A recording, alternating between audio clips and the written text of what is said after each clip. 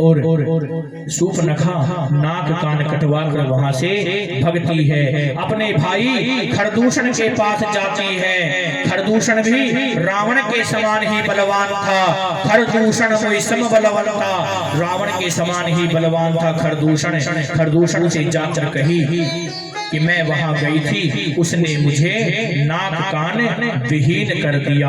खरदूषण 14,000 सैनिक लाकर, 14,000 की सेना लाकर भगवान राम के ऊपर आक्रमण करते हैं। भगवान राम ने लखन से कहा कि सीता को लेकर इस गुफा के अंदर चले जाओ, हम इनको देखते हैं। खरदूषण अपनी बहन से कहते हैं कि हे बहन, इस सुकुमार ने तुझे अंग भंग कर दिया, लेकिन एक बात बताऊं, ये बड़ा सुंदर है। बोले इसकी सुंदरता पे तो मुझे भी मोहित हो रहा है। तेरे नाक कान काटे हैं, इसे दंड तो अवश्य दूंगा, लेकिन इसे मारूंगा नहीं। बोले रामचंद्र भगवान की जय। यद्यपि भागनी कीन कुरूपा, यद्यपि भागनी कीन कुरूपा, यद्यपि भागनी कीन कुरूपा, यद्यपि भागनी कीन कुरूपा, यद्यपि भागनी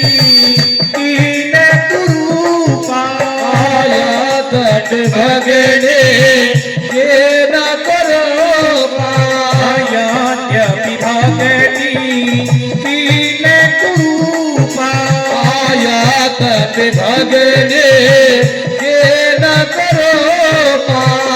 बदलायक नहीं पुरुष अनुपा, बदलायक नहीं पुरुष अनुपा, बदलायक नहीं पुरुष अनुपा, बदलायक नहीं पुरुष अनुपा।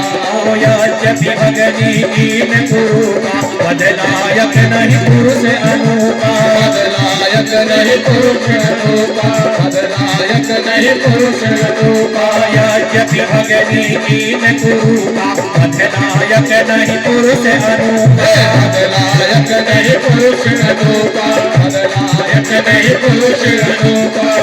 यद्यपि भगनी कीन कुरूपा, यद्यपि भगनी कीन कुरूपा, बदलायक नहीं पुरुष अनुपा, बदलायक नहीं पुरुष अनुपा। खरदूषण सूर्पनखा से कहते हैं कि यद्यपि भगनी कीन कुरूपा, इसने हमारी बहन को कुरूप तो कर दिया है, लेकिन वध लायक नहीं पुरुष अनुपा। इसके चेहरे को देखकर ऐसा लगता है कि इसे मृत्यु दंड नहीं देना चाहिए। बोले रामचंद्र भगवान की। इन बच्चों को बैठा दो मैया, जिसके लाला है अपने पास लेकर बैठो।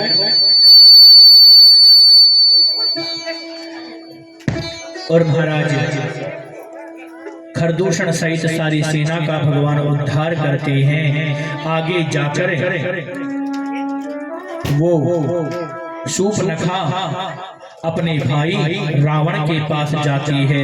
भैया रावण वन में 2 वनवासी आए हैं, उनके साथ एक स्त्री आई है। मैं अपने उसे भाभी बनाना चाहती हूँ, लेकिन मैंने जब याचना की तो उसने मुझे नाक कान काट कर भेज दिया। रावण भगवान शंकर की पूजा कर रहे थे। जटाटवी गलज्ज्वल प्रवाह पावितस्थले गले जलम जलम मालिकम डमड्डमड्डमड्डमड्डमर्पयं चकार चंद्र तांडव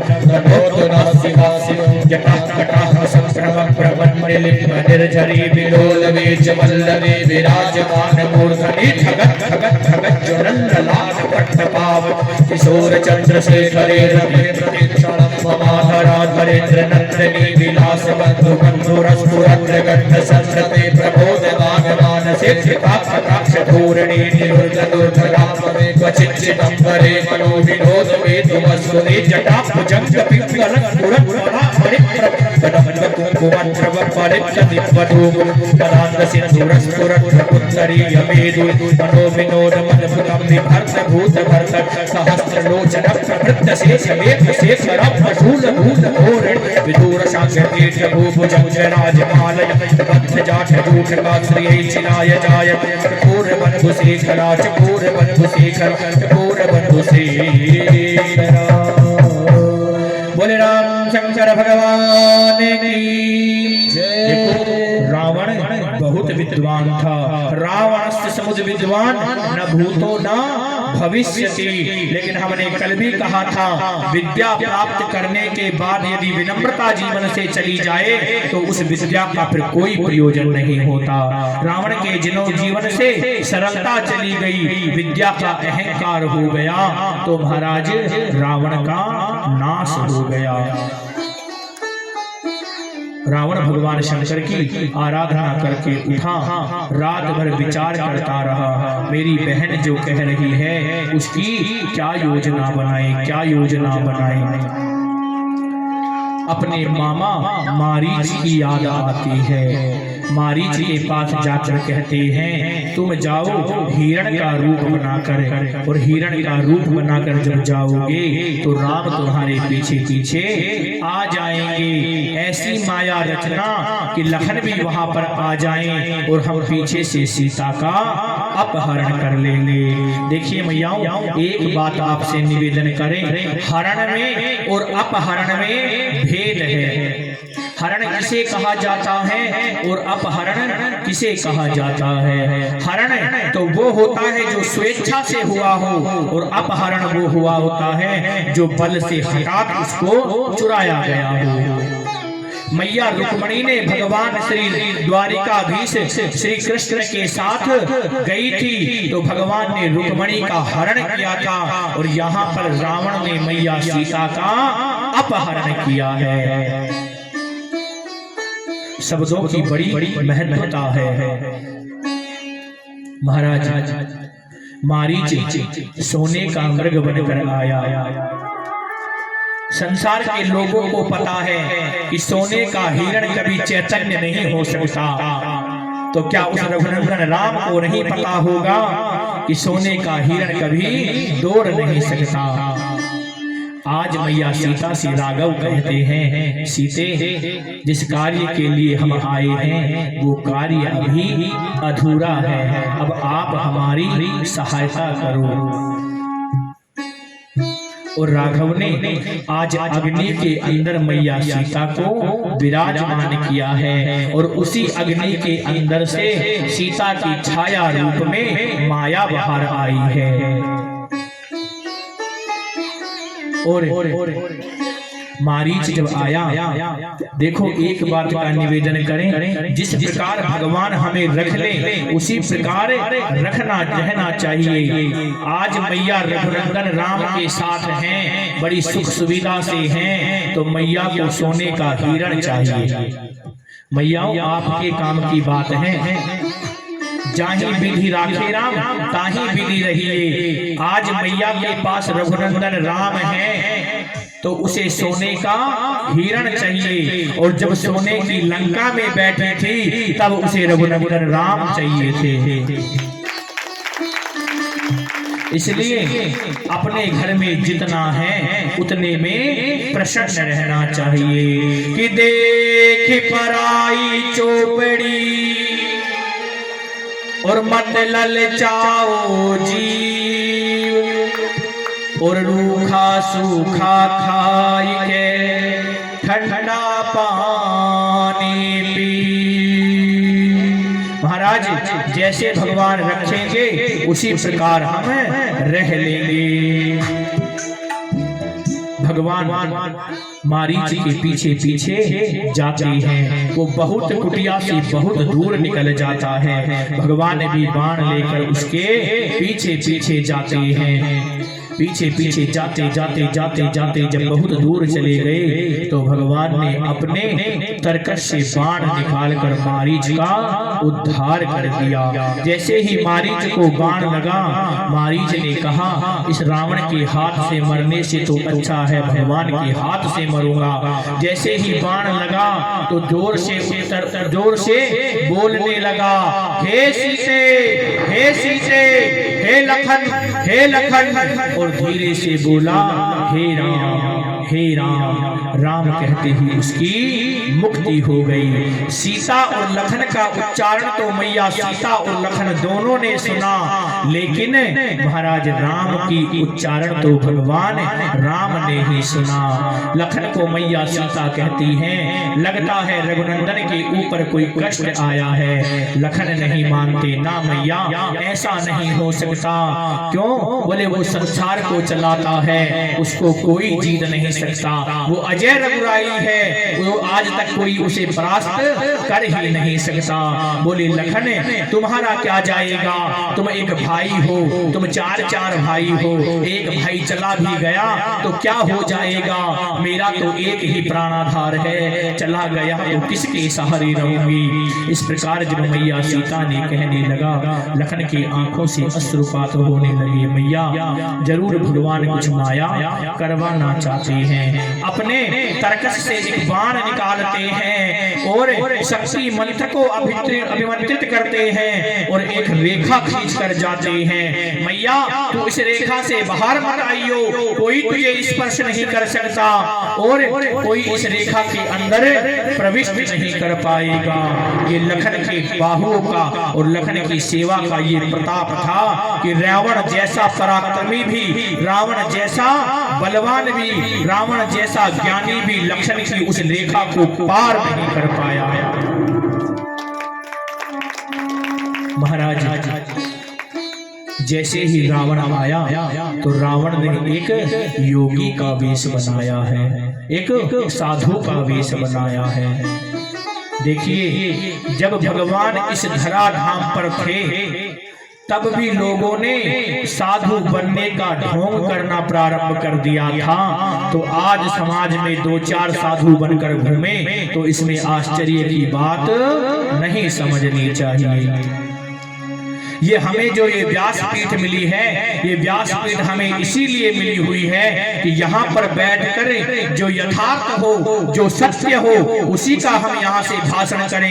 यदि हम किसी व्यक्ति की यहाँ से प्रशंसा करने लग जाएंगे, जिस दिन हम किसी समाज में हो रहे दुष्कृत्यों को इस व्यासपीठ के माध्यम से नहीं कहेंगे तो फिर इस व्यासपीठ पर बैठने का हमारा कोई प्रयोजन नहीं है। महाराज साधु तो हृदय से होती है। साधु कैसे होते हैं? बोले साधु तो फकीर होते हैं, जो मिल जाए उसी में राजी होते हैं, उनकी जिंदगी का मजा तो अलग ही है। अरे पैसे से साधु नहीं बिका करते, पैसे से सज्जन नहीं बिका करते, बिकना है तो वो तो प्रेम के मोल में बिकते हैं। कहते हैं हो वाह वाह रे मौज फकीरानी, वाह वाह रे मौज फकीरानी, वाह वाह रे, वाह वाह रे, वाह वाह रे, वाह वाह रे, वाह वाह रे, वाह वाह रे, वाह वाह रे, वाह वाह रे, वाह वाह रे मौज फकीरानी, वाह वाह रे मौज फकीरानी, वाह वाह रे मौज फकीरानी, वाह वाह रे मौज फकीरानी। जय हो, हरि बोल।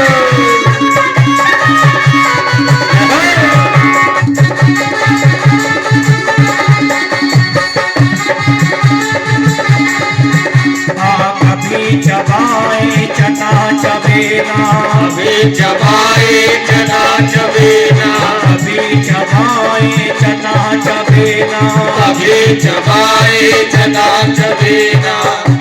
महाराज कभी कभी जीवन में चने खाकर सो जाते हैं, क्यों? बोले जाहि बिन राखे राम, पर कभी चबाए चना चबेना, कभी चबाए चना चबेना, कभी चबाए चना चबेना, कभी चबाए चना चबेना, और कभी कभी ये खीर मखाना दी बाबारे मौज फकीरा दी, बाबारे मौज फकीरा दी, बाबारे बाबारे बाबारे बाबारे बाबारे मौज फकीरा दी बाबारे मौज फकीरा दी। जय हो।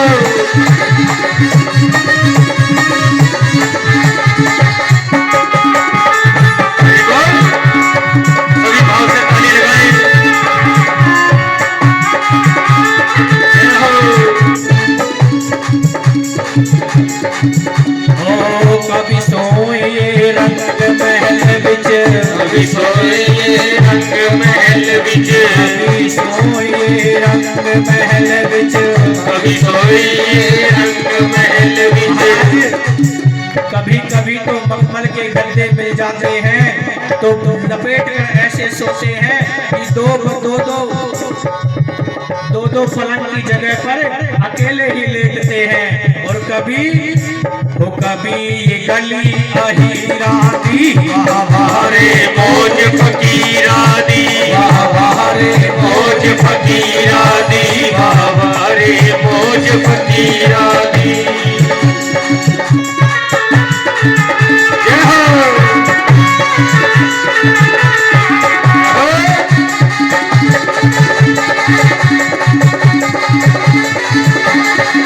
बाबारे मौज फकीरा दी, बाबारे मौज फकीरा दी, बाबारे मौज फकीरा दी, बाबारे मौज फकीरा दी।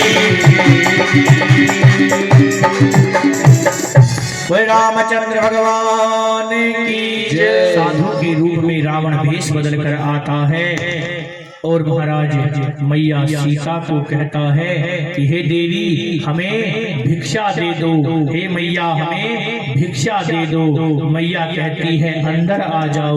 बोले अंदर नहीं आऊंगा, बाहर दे दो। बोले नहीं बाहर नहीं आऊंगी। देखो साधु के वेश में मैया सीता की कितनी श्रद्धा है। वो रावण कहता है यदि नहीं देगी तो तेरे दरवाजे से खाली लौट जाऊंगा। साधु मेरे दरवाजे से खाली लौट जाएगा तो अनर्थ हो जाएगा। भिक्षा देने के लिए मैया सीता बाहर आती हैं। छद्म भेष को त्याग कर महाराज सीता का हरण अपहरण वो रावण करता है। देखिए जब तक रावण साधु के वेश में रहा तब तक सीता मैया का स्पर्श भी नहीं किया, लेकिन जैसे ही साधु का वेश त्यागा अपने वास्तविक रूप में आसुरी रूप में आया तो सीता मैया का अपहरण करके ले गया, पुष्पक विमान में बैठाया। सीता मैया चिल्लाने लगी। जटायु जी ने आकर सहायता करना चाहा। कथा को प्रणाम करते हुए धीरे धीरे आगे निकलते हैं। जटायु जी महाराज और रावण का युद्ध होता है। अपने खड़ग चंद्रहास नाम की खड़ग को निकाला और जटायु जी महाराज के पंख काट दिए और महाराज पंख कटते हुए जटायु जी जमीन पर गिर गए और हंसने लगे। किसी ने कहा जटायु जी आपके पंख उड़ गिर गए और आप हंस रहे हैं। बोले हाँ। बोले क्यों हंस रहे हैं आप? बोले मैं इसलिए हंस रहा हूँ कि पंख होते तो मुझे भगवान के पास जाना पड़ा, अब पंख नहीं है तो राघव को चल के मेरे पास आना पड़ेगा। महाराज जटायु जी तो इधर से जैसे ही लखन भगवान के समीप पहुंचते हैं, भगवान कहते हैं लखन तुम्हें सीता को छोड़कर नहीं आना चाहिए था। मुझे ऐसा प्रतीत होता है कि अब हमारे आश्रम पर सीता नहीं है। दौड़कर जब राघव जी ने देखा तो मैया को नहीं पाया और राघव जी मैया की याद करते करते अब नर लीला में तड़प रहे हैं। हे अशोक मम शोक मिटा दे, अशोक मम शोक मिटा दे, अशोक मम शोक मिटा दे, अशोक मम शोक मिटा दे, जनक दुलारी से मुझे मिला दे, जनक दुलारी से मुझे मिला दे, खगमृग है मधुकर सेनी, खगमृग है मधुकर सेनी, तुम देखी सीता मृगनयनी, तुम देखे से नाविक नयने, अशोक मम शोक मिटा दे, अशोक मम शोक मिटा दे, जनक दुलारी से मुझे मिला दे, जनक दुलारी से मुझे मिला दे। इतने पागल हुए भगवान कि खग मृग से पूछने लगे, पशु पक्षियों से पूछने लगे, वृक्षों से पूछ रहे हैं कि मुझे अपनी सीता से मिला दो, मुझे अपनी